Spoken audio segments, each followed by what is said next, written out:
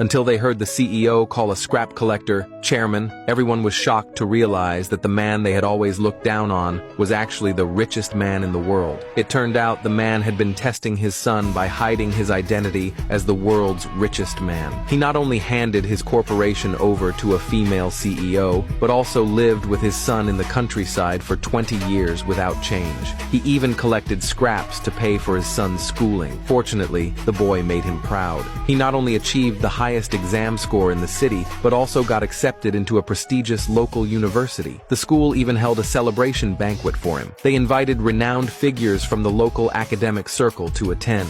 Because the man had just come from collecting scraps, he didn't have time to change clothes, so he showed up at the banquet entrance dressed like a beggar. Unexpectedly, he was stopped outside by the waiter. When the man said that he was the boy's father, everyone started mocking them. Just then, a famous professor walked over. People thought he would speak up for the father and son, but instead, the professor mocked the man as well and walked away. Once the man finally made it into the banquet, he naturally sat at the head of the table. This shocked all the nearby guests. A cousin who had some money saw how rude he was acting and immediately mocked him. He said the man looked like a beggar, embarrassed his own son, and lacked even basic manners, truly uncultured. The boy was about to defend his father, but the professor cut him off. Just as the professor finished speaking, the female CEO walked in with a group of people. Before anyone could react, she walked straight up to the man. Seeing that the man didn't stand to greet her, the professor and cousin both thought he was doomed. But in the next second, the CEO's words left them completely stunned. No one expected the man to actually know the CEO. The professor and cousin immediately started apologizing to the man, saying their earlier actions were all just a joke. But the man ignored them completely. He just got up and stepped outside for some air. The reason the woman attended the banquet was to ask the richest man to return and run the company again. She explained that the company was now facing a competitor who was not only a famous Wall Street mogul, but also a financial genius. If the richest man didn't come back, she was afraid she couldn't handle it. But the man still refused her request because he believed in her, that she would defeat the rival. But he didn't know the competitor had already made a move. Not only did they disrupt the banquet, but also publicly declared war on the woman. They announced their company had officially entered the local market and would soon begin operations. Their goal was to crush the woman's corporation. Even the shareholders' stocks began to plummet. Seeing this, many people started switching allegiance to the rival group. Seeing his own banquet ruined, the boy immediately tried to make them leave. But he was just a student, with no power to compete with a corporation. He even resented his father for being useless, unable to help him at such a critical time, making them both lose face. So the boy made a silent vow. One day he would become stronger and make those who humiliated them pay the price. Then he left the place. The man saw his son was angry and wanted to reveal his true identity, but the boy interrupted him. He apologized to his father for what he'd said earlier and said he would work hard to give his father a good life. Seeing his son's determination, the man decided he would tell him the truth later. Soon, the boy's admission letter arrived. He was admitted to the finance department, just as he'd hoped.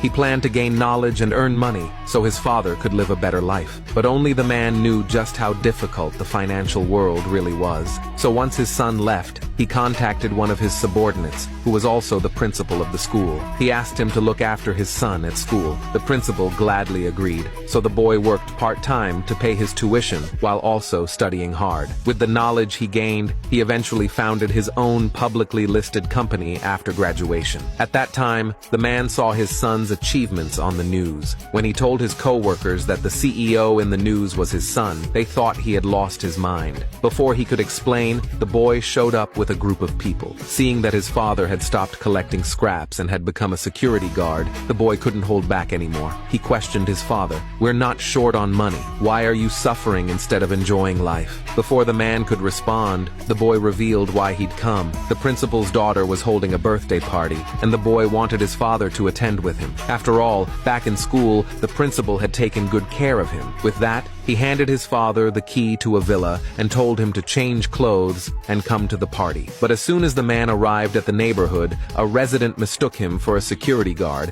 and ordered him to park the car. Just then, the man's cousin showed up unexpectedly. Seeing the man had switched from scrap collecting to security, he couldn't help but mock him again. The man was about to fight back when he ran into other relatives. Turns out, his uncle was there to help his son buy a house. Seeing that the man seemed unsuccessful, he proudly told his son to arrange a better job for the man. After mocking the man, they went to check out the property. When they noticed the man tagging along, the uncle told him to come and learn something. Broaden your horizons, he said. But what no one knew was that all the real estate projects here belonged to the man's company. When they arrived at the sales office, the man asked which was the most expensive villa available. His cousin laughed at him, saying he couldn't even afford the restroom here. When the uncle's son heard about the luxury villa, he asked about the price. Unexpectedly, it was far beyond what he could afford. Still, to save face in front of everyone, he claimed that if it weren't already sold, he would have bought it himself. Hearing this, the man instantly understood his intent, so he immediately invited everyone to tour his villa.